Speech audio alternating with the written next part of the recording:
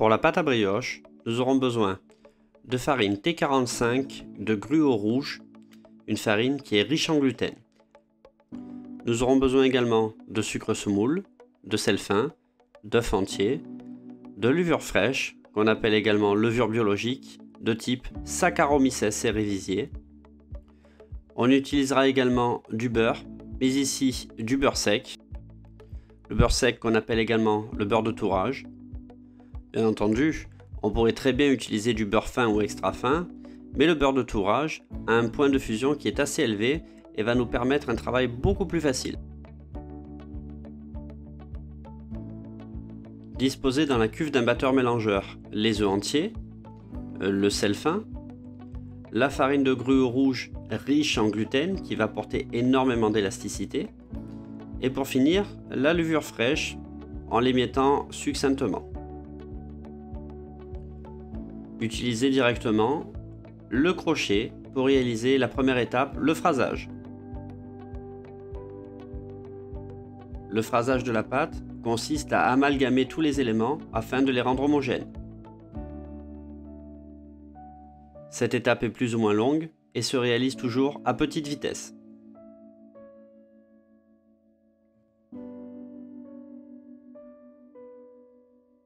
Lorsque la pâte commence à être homogène et se décolle de la cuve, on peut considérer que le phrasage est terminé.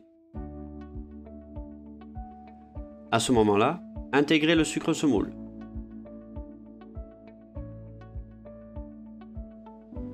Travaillez la pâte quelques instants afin de rendre le tout homogène.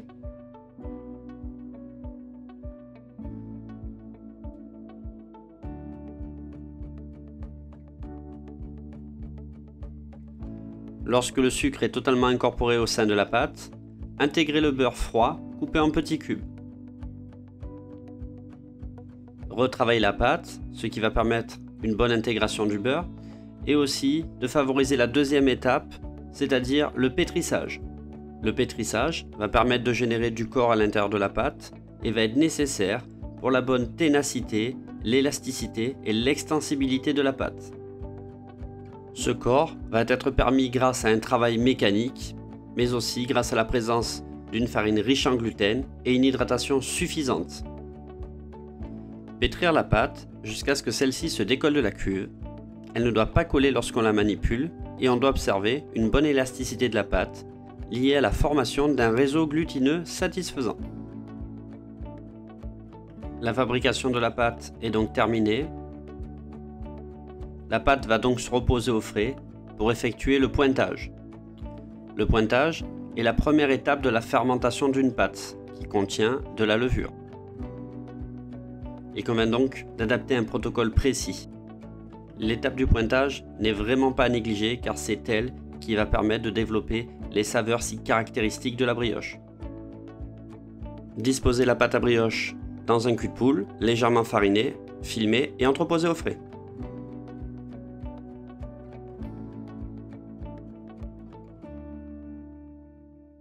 Une fois la brioche réalisée, préparez une crème pâtissière.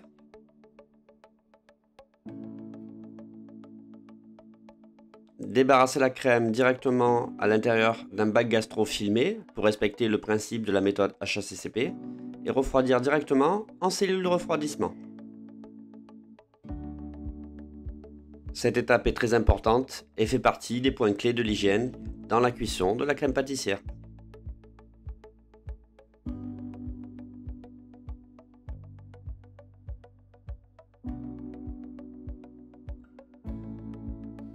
Lissez la crème pâtissière.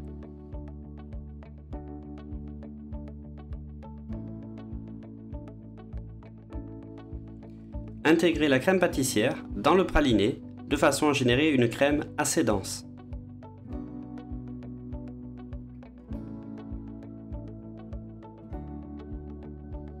Abaissez sur papier cuisson la pâte à 3 mm d'épaisseur de façon à obtenir un rectangle de 30 par 50 cm.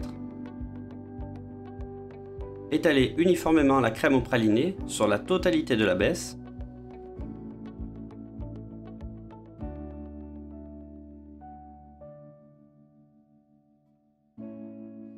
Détaillez des bandes de 3 cm dans la largeur de la baisse à l'aide d'un rouleau multicoupe extensible qu'on appelle plus communément la bicyclette. Enroulez chaque bande sur elle-même.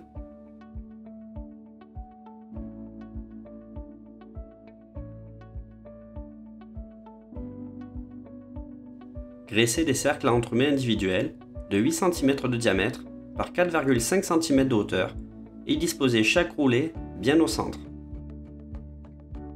N'oubliez pas qu'ils vont presque tripler de volume pendant la levée et encore un peu à la cuisson. Mettre en pousse à 26 degrés et mener la fermentation pendant environ 1h30 à 2h. Cette deuxième étape de fermentation se nomme l'après. Cette étape va permettre d'augmenter considérablement le volume des pièces afin de générer le moelleux si caractéristique de la brioche. Une fois la pousse effectuée, raffermir éventuellement les pièces dans une enceinte réfrigérée. Dorer les pièces. Le fait d'avoir entreposé les pièces au frais permet d'appliquer la dorure avec plus de souplesse. Enfourner à 145 degrés pendant 10 à 15 minutes. Surveillez la cuisson et retirez-les du four une fois que la coloration est homogène.